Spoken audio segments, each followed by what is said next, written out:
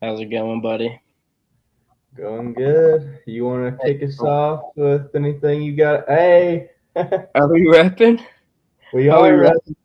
We miss great. baseball, folks. If you can't tell, We we miss do. baseball. It's It's right bad. around the corner, though. 23 days? Something like that. I know Nothing. it's April is just a beautiful time of year. The birds are out, the flowers are blooming, and baseball is back. Oh, goodness. If it's not the best time of the year and you don't think it is, you're crazy, first off. Nothing beats this time of the year. You got good weather, good food, cold beer, and great baseball. It can't be better. Absolutely, man. Before we get too deep into it, be sure to go follow us on TikTok. We've been putting out a lot of content on that here lately. So go check us out. Go follow us on Instagram, Twitter. We got some good merch here on Millions. Go through all the socials. You won't be disappointed. Honestly, this Friday I'm gonna order some sweatshirts and I'm gonna rock them. You got to. So I'm gonna get you one, ship it out. I'm gonna get me one. We're gonna rock around with the water cooler sweatshirts on. Let people see Yeah, them. we got to get some before WrestleMania. We're at the water Oh, cooler for at sure, WrestleMania. for sure, for sure. We have to. But this week was a pretty big week in the wrestling world. To get us Huge. started, we've got to talk about the death of one Ole Anderson, founding father of the Four Horsemen.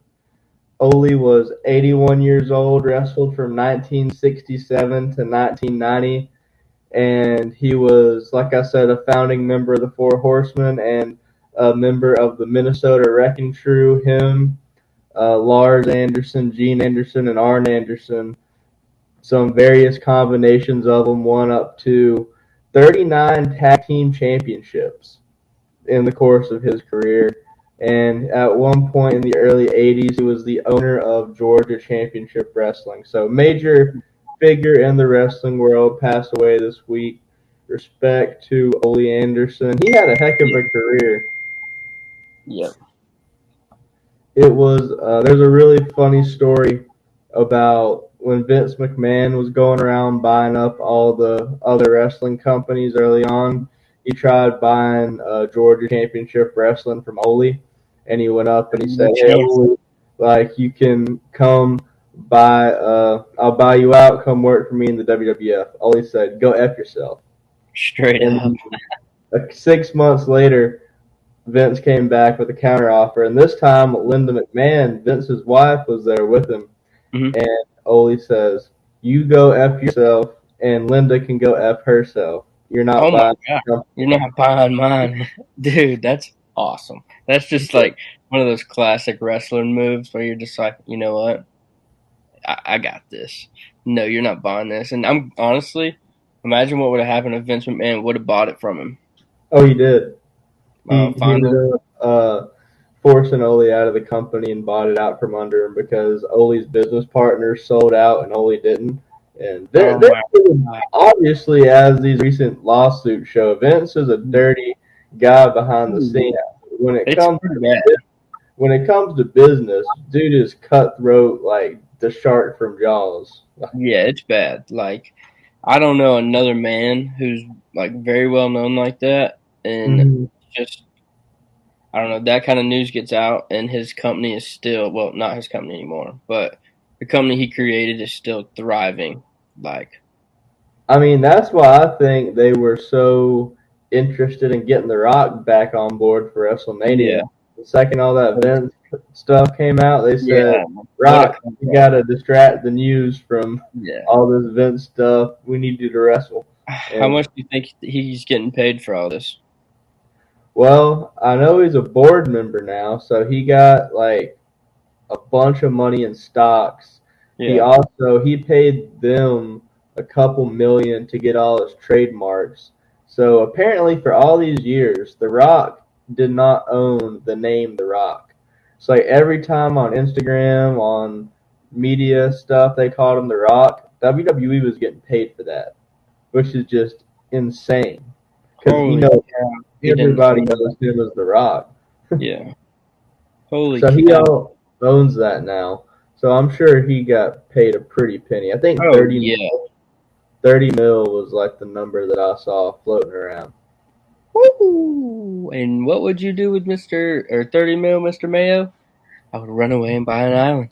I was about to say I don't even know if I could spend 30 mil if I had it. No, no, dude, no, I could not. I mean, I probably could if I wanted to, but it would Mhm. be. I'd go put it all on red. Oh yeah, man. It'd be maybe one of these days we'll get there.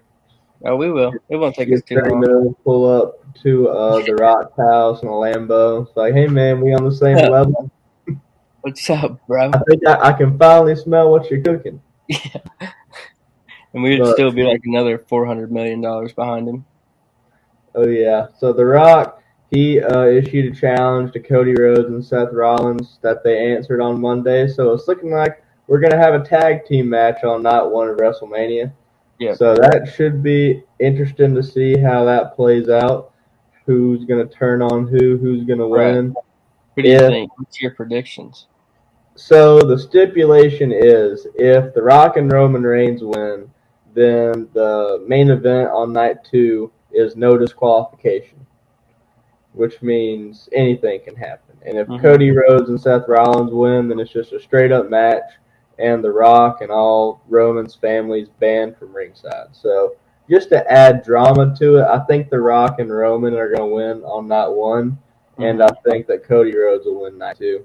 Yeah, I feel that 100%. Why wouldn't they? No DQ match? Oh, that would be Oh, awesome. yeah, dude. No DQ matches are the best, Like, especially like the main event of WrestleMania. No we'll be there. We'll disqualification. be there. Oh, you know That's they're gonna. bringing all those stops out now. Final big wrestling story was that after 39 years in the business, Sting also Ooh. retired this weekend. The Icon, the Stinger. Which which one of your matches between him and Flair? 88 or 90? Which one was your favorite? I like the one from '88. So yeah, we got a list. If you're listening to this, 5 Sting matches you should check out. Yep. Sting versus Ric Flair, Clash of the Champions, 1988, went 45 minutes. I won't spoil the ending, but that was the match that made Sting's career. Yeah. That Then you was got Sting that was versus goated. Flair at the Great American Bash, 1990. Sting versus Big Van Vader at Starrcade, 1992. Sting versus Cactus Jack at Beach Blast, 1992. And Sting Squadron versus the Dangerous Alliance and War Games at Wrestle War, 1992. All those matches are amazing. The Dude. the War Games match, the way that works is it's like a 5-on-5 Hell in a Cell match. Mm-hmm. And the amount of talent in that match is insane. On Sting's side, you've got Sting and you've got a couple other big names. And on the Dangerous Alliance side, you've got Stone Cold before he was Stone Cold, just stunning Steve Austin. You got Ravishing Rick Rude, and just a couple other like really big names. Paul Heyman, current WWE Hall of Famer, Paul Heyman was the manager. It just shows you how long he's been in the business. Holy cow. I didn't know he was a manager back then with all Oh them. yeah, he used to manage Stone Cold. So okay, I pulled up the roster. It was Sting, Barry Windham, WWE Hall of Famer, Dustin Rhodes, Gold Dust, Ricky the Dragon Steamboat, and Nikita Koloff versus Stone Cold Rick Rude, Arn Anderson, Bobby Eaton, and Larry Zbyszko. Pretty much all of those people are in the Hall of Fame. Yeah. So it's just a crazy amount of talent in that match. It got a 5-star review from Dave Meltzer, who rated all the wrestling matches. So yeah, check it out. Ric Flair was at ringside for Sting's match on Sunday. He ended up physical himself, got a nice super kick for $100, but Sting ended up coming out on top, retired undefeated from AEW as a tag team champion. So heck of a way for Sting to go out. No other way. I don't think there's another way for him to go out. No. And big basketball news. LeBron not going out yet, but added another notch on his belt as the first player in NBA history to score 40,000 points. 40K with a K on the end of it. Levi, the floor is yours. What do you think? I don't know. Like, I'm all over the place about this one because, first off, he's the only one to ever put up 40. So that gives you. I mean, he's obviously scored the most points in NBA history. He's still going to score continuously. So at this point, you see it as where's the limit? Like where's his max at? Is he going to put up another 3 years in the league? Put up another 500 points, 1,000 points? Like, is he going to get to 41,000? You think? Like, So if who's he plays who's going another to catch? 3 years and he plays 65 games for the next 3 seasons and Yeah, averages over 20 points a game, he'll end up with 43,000 points. there you go. So at that point, it takes it into the category of yeah, there's a lot of scorers in the league, but who's catching him? Mm-hmm. Is anyone going to catch that? Like, and it turns it into him being in a category not only again of by himself. So I Mm-hmm. mean, the GOAT conversation gets slimmer and slimmer each time he continuously puts up stuff like this. So I mean, I'm not giving him the props yet, but I'm saying it's getting closer and closer to where you're like, dude, he's the GOAT. Like, you kind of got to give him his flowers. Do you think that? I think obviously amazing accomplishment, probably once in a lifetime. I mean, who knows what the next 50 years holds, but it'll be a long time before somebody passes that. Oh But when you yeah, look at the Lakers as the 10th seed, does that kind of diminish it a little bit? They lost the game where he broke 40,000.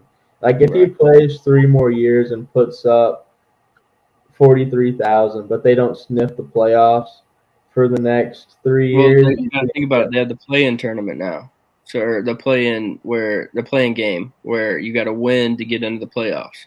The Mhm. 7 through 10 play the playoff or play-in tournament game. But if hypothetically though, like if they don't make the playoffs the next three Yeah. years, do you think that does more damage to his Oh, legacy? uh, probably because if you go 3 straight years without making the playoffs, then that's bad. Like, you know what I mean? That's bad, Yeah. especially as being LeBron, the leader. No matter, I mean, this could be your 25th year in the league for all anybody's going to care. The critics, especially, they don't care how long you play. If you can't keep up the same capacity of points, rebounds, assists every game, then it's definitely going to diminish him to a point. But I don't think it'll go as far to like take him out of the conversation. Oh yeah. I mean, just by the resume he's got to be in the conversation. Mm-hmm. Like anybody that what like how many players would you say are in your GOAT conversation? 3, LeBron, Kareem, and Jordan.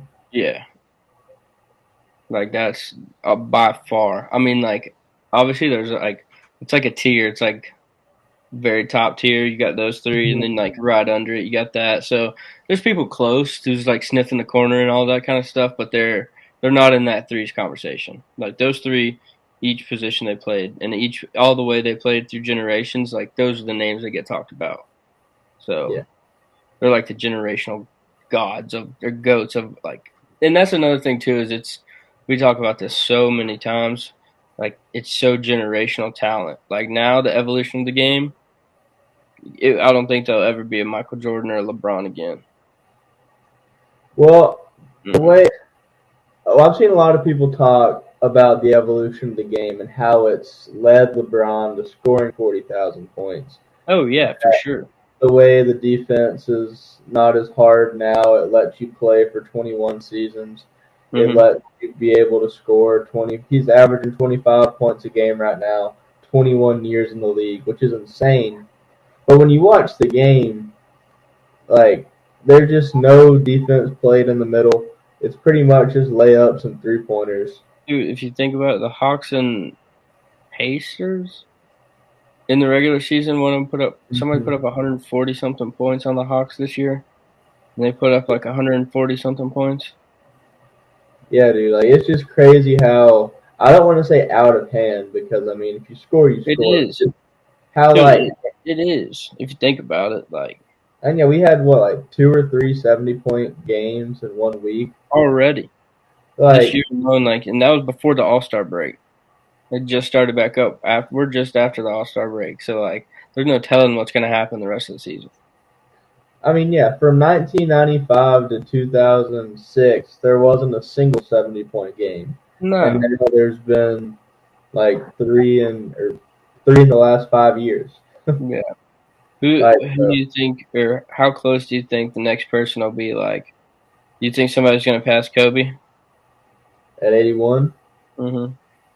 I'm sure at some point. The way the 3-point shot works, if somebody of a Steph Curry's skill level, all it takes is them just getting insanely hot and also drawing some fouls, and they Yeah, could get 80 no problem. that's true. That's very true. If you think about Luca, like he scored what 73, and he's not even that great of a 3-point shooter. Mm-mm. And I guess who it was against? The The Hawks, Hawks. yep. Yeah, exactly. So it's like, come on. That at that point, it's almost like, and obviously you can't like fine a team for playing like that. Like it's their choice and everything. But like at some point, something has to be said because at this point, basketball is just getting so far away from the defense that they'll be shooting 4-point, 5-point shots before we know it. Well, I've seen people actually say that the half court line should be like a 4-point or a 5-point line. So Like it's anything like, past half court. why change? Why does everybody think change, change, change? Like just because something gets like maybe old to you, or maybe like why change? Like it bothers me. You know what I mean? Like keep the game the way it's supposed to be played. Have the big man who's dominant, and like if he wants to shoot threes. But if you're gonna be big man, be the big man. I want to see I somebody mean, get look, my get take, if you're like a 7-2 Joel Embiid type player, by all means, practice shooting threes in practice. That way, if you do get caught outside, you still can pose a threat. You can But do it you shouldn't go on the court looking to shoot like right. 5-3. You shouldn't be Like, 6'7" 2" bringing the ball down the court, trying to go between the legs, cross over to the basket. Like you should be in the post, screen and roll, pick and roll, all that stuff. Do that. Like the pick and roll is the most underrated play because nowadays because it's like nobody wants to roll to the basket as a big man. They're just gonna step out and roll out to the basket. It's like a pick and pop. It's like why? so, in the course of his career, Shaq shot 22 3-pointers in like 18 seasons. Yeah. Jokic averages 3 a game. So and he Holy shoots 4 threes in one season, and Shaq shot his entire career. whole career. If you put Shaq's seasons and his shot threes combined, he still on average shoots more. Like, dude, it's just crazy. And I mean, like 3 a game in the grand scheme of things really isn't that much. But like, okay, But but for you, Jokic, for example, though, he is a very dominant big man today, is the way the game's played. But mm-hmm. he's also so versatile on so many different levels. Like I mean, yeah, Jokic, he can pass, he can shoot, he can everything. He barely even tries. That's the crazy part to me. It's like I see he puts in a lot of effort. Don't get me wrong, but mm-hmm. it's almost like he barely even has to try in America. I mean, yeah. At some point, he's gonna be the first center to ever average a triple double. Oh yeah, for sure. And it like that's one of the main faces that you see constantly putting up insane stat lines too. Like when he goes hard, he goes so hard. I mean, Oh, if you're a center and you could realistically get like a 45, 15, and 15 on 5 blocks game just about any night, like that's just mind blowing. He yeah, puts up Wilt Chamber type numbers in the modern NBA. yeah. And Now, did you see Allen Iverson was on Shaq's podcast last week? mm-mm. Dude, it was wild. Shaq was asking him how many points he thought he could average in today's game, and he was like, "Dude, I would average 43 points a game, no problem."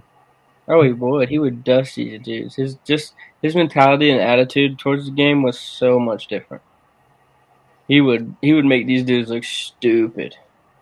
Dude, it would be disgusting. And putting AI in a, I guess, culture where efficiency matters, and he Yeah, focuses more on like shot selection and learning how to improve his shooting percentage. Dude, he right. would be dangerous.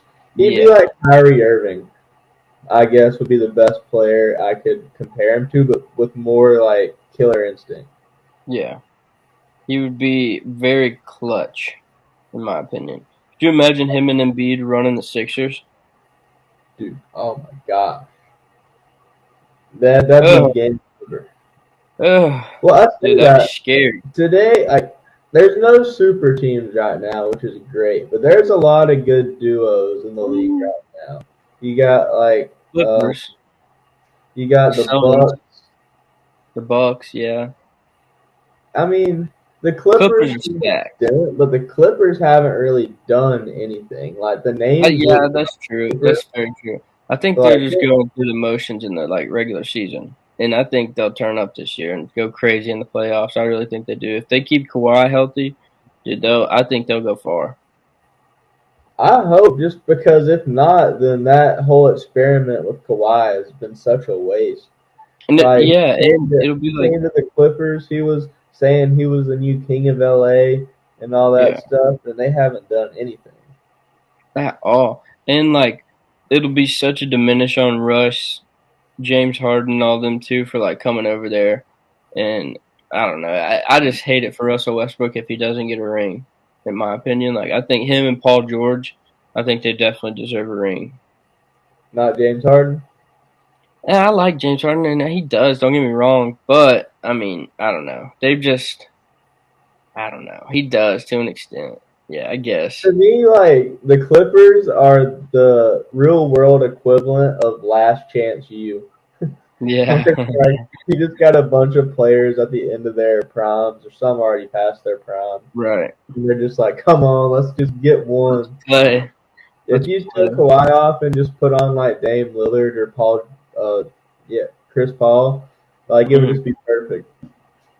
Heck yeah. I'm surprised this never happened before. Like all the old, like mid 30-year-old great players who haven't won a ring just all join Team up. one Yeah. team, like make the vet minimum. Right. And just be like, hey, we're balling. Who cares? Go out here and give buckets out to these kids. Get Derrick Rose come out of retirement just to give Oh, him dude, one. not D Rose. Chill. Dude, if D Rose got a ring, Chill, dude. that would be like that would bring a tear to my eye. Yeah. If he got a ring, yeah, I would genuinely be like, holy cow. Is he playing in like China these days, or is he just done? I thought he got traded to Detroit. Oh, he's on the league. Yeah, he's still in the league, I think. No. Well, I know Dwight Howard's overseas now. Yeah, he's balling in like Taiwan. Oh yeah, Derrick Rose plays for the Grizzlies. Grizzlies, that's right, because he took John Morant. That's who it Back, was, not the Pistons. back in Memphis, where it all began. Yeah. Dude, I remember when he played on Memphis in college. That team was That team disgusting. was crazy. Mario Chalmers, him in Kansas, played that championship game. Mario Chalmers hit that three. That was Back good. when college basketball was legit. Great. Dude, I swear, we were in like middle school, like late elementary school, early middle school. Sports were like popping. Dude, that year the Harrison twins just kept hitting all those buzzer beaters. That was Kentucky. probably my favorite March Madness ever. Yeah, dude. When we had that party for like 3 days straight, it was just WrestleMania 28 and March Madness were the same weekend. So we yes, had that was one night it was John Cena versus The Rock, Triple H versus The Undertaker, Hell in a Cell, and then the next night was the March Madness Championship. That was like peak childhood right there. yeah. We were stoked, just to say the least. We were young though, but that was awesome. No, it would never be the same now. The games changed. Yeah, well, at least half of it changed. We'll see WrestleMania this year. Yeah, we're at least we get to go now. Those versions of ourselves then would be like, what the heck? Holy cow. Well, yeah, I know, right? Especially watching The Rock too.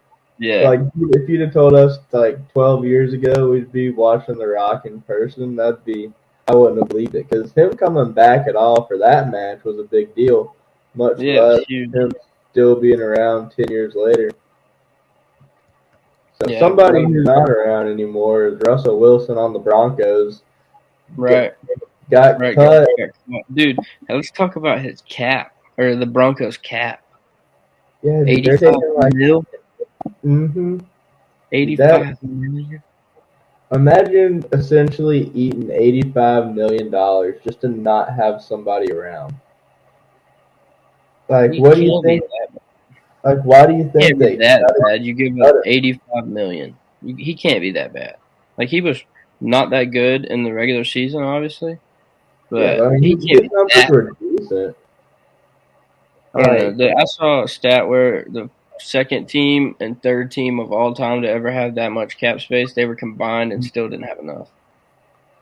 And it geez, was the Falcons and the Packers when they let go of Rodgers and then they let go of Matt Ryan. They like 82 million, 83 million combined between the both of them. you think the Falcons could end up with Russ? I hope not. That would be horrible. I agree, but they got I'd to say do we something at quarterback. get Fields or hopefully you can draft a quarterback. I don't know at this point. It's a struggle bus. That it is. Maybe Russell Wilson and Bill Belichick can go get a resort together or something and just vent. Yeah, that would be Maybe awesome. Cam Newton can join them too. The three of them can all just get a 7-on-7 league going. He can have that hat, hold that hat on his head high and proud at that point. Oh yeah, you got Cam in his hat, Belichick in his visor. Yeah. I don't know what Russ has going on. I know I've seen his. I follow him on Instagram. He wears some goofy stuff. Yeah, it's bad. Like, dude, what are you wearing? But the Broncos gave up 5 draft picks, including 2 first rounders, to get him. To Like, get him, that's crazy to me. I don't know what the thought process is. If you're gonna go all in on somebody like that, I feel like you gotta stick with it. Mm-hmm. Like, don't go all in, trade away your future, and then trade away the guy you just traded your future for.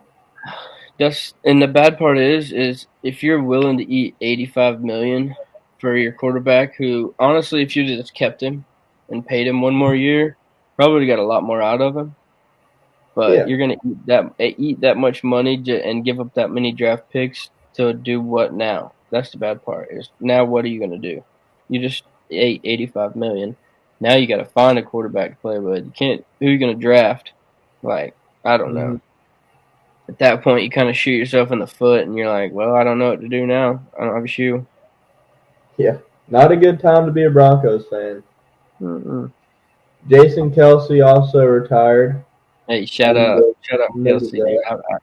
He had a great retirement speech. That was awesome. I didn't get to watch it. What'd he say? He just shouted out everybody and all that, but Did he chug a beer one last time?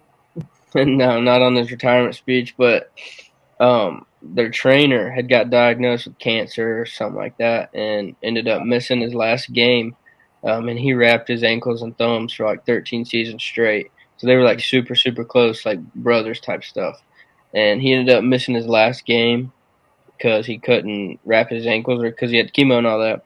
Well, Yeah. moral of the story, before his retirement speech, he went to that guy and was like, hey, since you didn't get to do it my last game, can you do it before my retirement speech? I want you to do it one last time before I say I'm done. And like that just goes to show like Jason Kelsey's a stand up guy, bro. He's one of those people you like want to be and like you look up to and kind of stuff. He's a great guy. Oh yeah, and when you're somebody in that position, it's easy to just take the ankle wrapper or the ball boy or the water boy for granted and not really take the time to get to know them. But the Yeah, people that do it kind of shows they're cut above the rest. yeah. But it's crazy how different him and his brother are. Yeah, I haven't seen much of their podcast. I've watched clips, but Jason Kelsey definitely seems like the more confident one of them, who's Yeah, okay with being his like true like goofy self, whereas right. Travis seems more like the typical like popular jock guy from high Yeah, school who is more focused on doing what's cool and versus doing what he actually is into. yeah. Oh wow, I had to cut a light on. It was getting dark. Didn't realize it. Ooh, my bad. I definitely think Jason Kelsey would have fit in pretty well in our group running around in Oh high god, school. yeah. Oh god, yeah. He was awesome. And like, what was I about to say? Oh, and his Batman mask that he wears around. Hmm. I can see him at our parties back in the day wearing that thing, just chugging beer. That would be so funny. jumping through a table. Jumping through tables, yeah. Big old boy like that jumping through tables with Batman mask on and a crop top. Be a Man, cannon. I wish we'd have thought of that 7 years ago. Yeah, that's funny. But yeah, but like I said, that I really enjoyed hearing that story about his trainer. Like that's one of those like make your day type stories. Oh yeah, for sure. Now we've been talking the last couple times we've been on here about what drove Nick Saban's retirement and whether or not NIL had anything to do with it. Well, Right. I'll let you read the quotes, but long story short is yeah, I think NIL was the main thing that had to do with it. He said in his first take, dude, and like in this point, I have been saying this. I've wanted to say this. Like NIL is the only reason that he's leaving. Like he's the only reason he left. He wouldn't do anything else. There's no reason to try to buy these kids. Like you have to earn your right in college football. It's college. You're a student first, like a student athlete. That's what comes first. You shouldn't be getting paid. But that's just my opinion. But in his statements, he said all they want to know is two things: what assurances do I have that I'm going to play, and how much are you going to pay me? Boom. My point and his point, they coincide. Bread and butter. I respect Saban so much for that.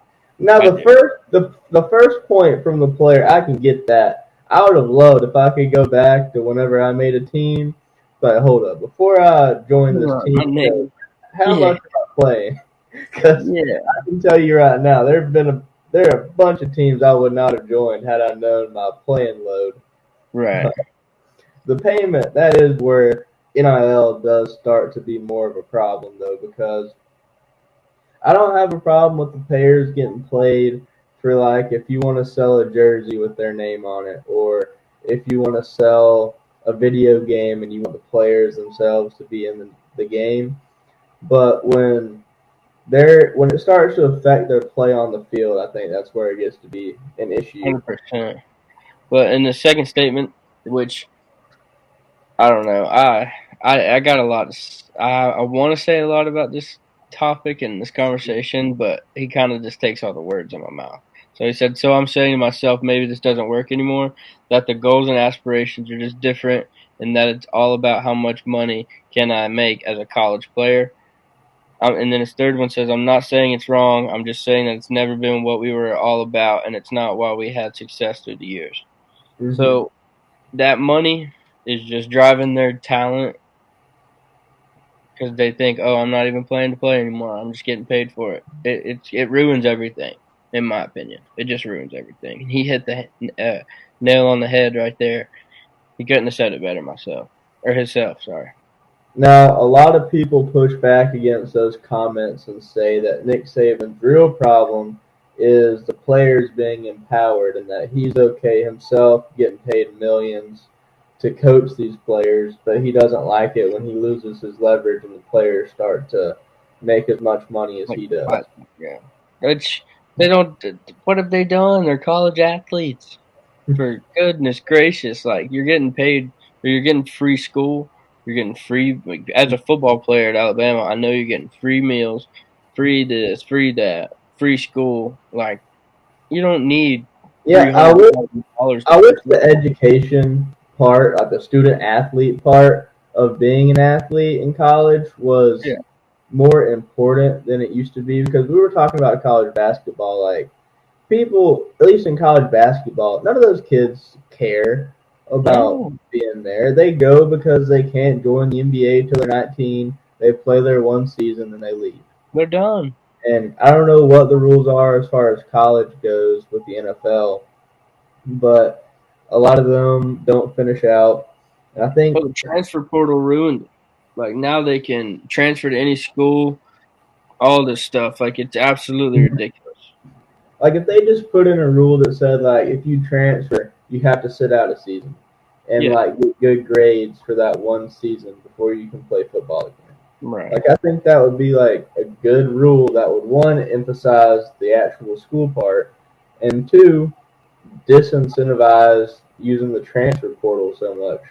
Yeah, I mean, you don't want and to see college football turn into the NBA circa 2015, where it's just a bunch of super teams. exactly, and like all these super teams are. I don't know. It's just gonna be. I don't know. I'm ready for like season to roll around though, because Texas plays Hmm. Georgia, or Alabama plays Georgia. That'll be All a big one. it'll be a good one. It'll be a good college football season this year Now, on the note of the NBA, do you think they should go back to letting high schoolers join the league? if they're good enough. I mean, do your thing.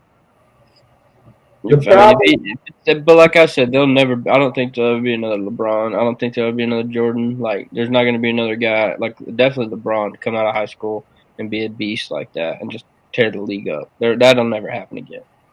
I think Zion could have if he had the option. Yeah, he would have just. I don't know. He wasted a lot of He time at could have Duke. hurt his knees and then sat Yeah, out half the season, but the half he did play, I think he did done decent. yeah. He wasted a bunch of time at Duke, in my opinion. Like, I think not. I wouldn't say wasted, but he definitely could have done a lot in his pro career without having to go to college for sure. Yeah, I mean, well, if you think about it, Zion was probably the last time people actually cared about college basketball. Yeah, that's very Like, true. whenever they played UNC in the regular season, that's like outside of March Madness is the only time I can think of having a group of people say we need to get together to watch this college basketball game. Yeah, And of course, he ended up busting out of the shoe in the first quarter and had to sit out the rest of the game. sit But out. I was that was bad. I'll never forget that game.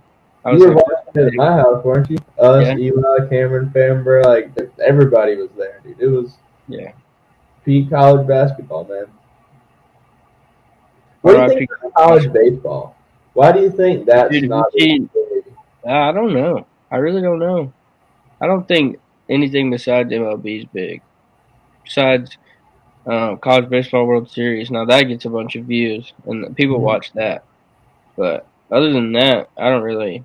I don't know. And like, there's a kid from Georgia Tech right now.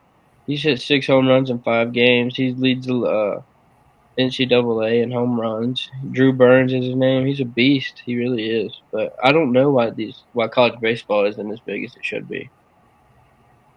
I mean, if I had to guess, I don't know. Maybe it doesn't seem like a lot of the MLB stars are necessarily the college baseball Yeah, stars. no, not at all. Like And Mark nowadays, Teixeira was. especially nowadays, is like they're getting a bunch of international players Mhm. and stuff.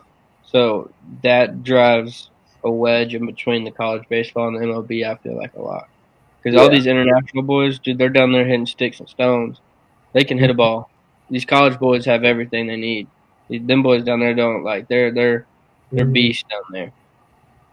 Well, I mean, it's starting to get that way in the NBA too. If you look at like all the MVP candidates right now, they're all foreign. Yeah, they're European. Like, do you think that at a certain point, pretty much like international players will take over as the dominant Oh force? yeah, Well, they pretty much already have. yeah, they have. I was about to say at this point they basically have. Do you think that'll make the games less popular in America? No, I wouldn't say less popular, but I definitely think I don't know. It's a lot harder. Well, there's a lot of ways to go about that. Hmm. But I will say, if the competition rises, people get more interested. So if they're bringing people over from like, especially in baseball, if they're bringing South America from or like the Republic Dominican or all that Yeah. kind of stuff, and the games get exciting, then yeah, I think it should turn people up. Like it should make people want to watch it. It doesn't matter who they are. If they're playing good ball, they're playing good ball. I agree. I've just seen a lot of people hypothesize that Right, the more international the game becomes, the less interested Americans will be because they feel less of a connection to the players. right, Because, like, I remember, like, with the Braves, for example, it was always good when, like, the Braves would draft somebody from, like, Cartersville or right, something. Like, oh, yeah, like, he's a local boy, like, you can relate to him. right, Whereas, at least American players, like, not so much for like people from Serbia in the NBA because like I've never been to Serbia. right, Like less, more of like a cultural distinction there. right. Yeah, but it's in overseas like basketball is so much different than over here too. It's Like better. dude, the fans take it so much more serious. People, jumping up and down, the flags and all that stuff. Like it's just crazy at what they do out there compared to the way we have our games out here. And I feel like when you Think, watch the foreign players play, it feels like they're actually playing for the love of the game. yeah, they care. They actually want to do something. Like they love that stuff. People over here, they've done it for so long. By the time they're at that point of their professional career, they're wiped out. They're done. Hmm. I mean, that's a problem with like the professionalization of professional sports. Yeah, Like used to, if you wanted to be a pro athlete, you just worked really hard in your free time and you played good on your school yeah, team.